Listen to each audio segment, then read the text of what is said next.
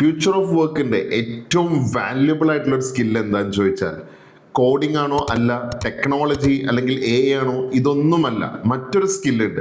It's the ability to unlearn and relearn എന്ന് തന്നെ പറയാൻ പറ്റും. സി, എന്തൊക്കെ സ്കില്ലുകളാണോ ഇന്നലെ നമുക്കൊരു ജോലി നേടി തന്നിട്ടുള്ളത്, ആ സ്കില്ലുകളൊക്കെ ഒരു പക്ഷെ നാളത്തേക്ക് നോക്കിയാൽ ഔട്ട്ഡേറ്റഡ് ആണ്. It's totally outdated. ഇനി നാളത്തേക്ക് നോക്കേണ്ട ആവശ്യമില്ല, ഒരു പക്ഷെ അത് ഇന്നത്തേക്ക് തന്നെ ഔട്ട്ഡേറ്റഡ് ആവുന്ന സിറ്റുവേഷനിലാണ് ഉള്ളത്. ലോകം മുഴുവൻ അങ്ങനെ അതിവേഗം മാറിക്കൊണ്ടിരിക്കുകയാണ്. സോ AI അല്ലെങ്കിൽ ഓട്ടോമേഷൻ, ഡിസ്ട്രപ്ഷൻസ്, ഇതൊരു ഭാഗത്ത് പുതിയ ജോബുകൾ ഉണ്ടാക്കുന്നതിൻ്റെ കൂടെ തന്നെ പഴയ പല സംഭവങ്ങളും അതിനെ ടോട്ടലി കില്ല് ചെയ്യുന്നുണ്ട്. സോ ഇത് തന്നെയാണ് ഇന്നത്തെ കാലത്തെ ഏറ്റവും വലിയൊരു കരിയർ റിസ്ക്.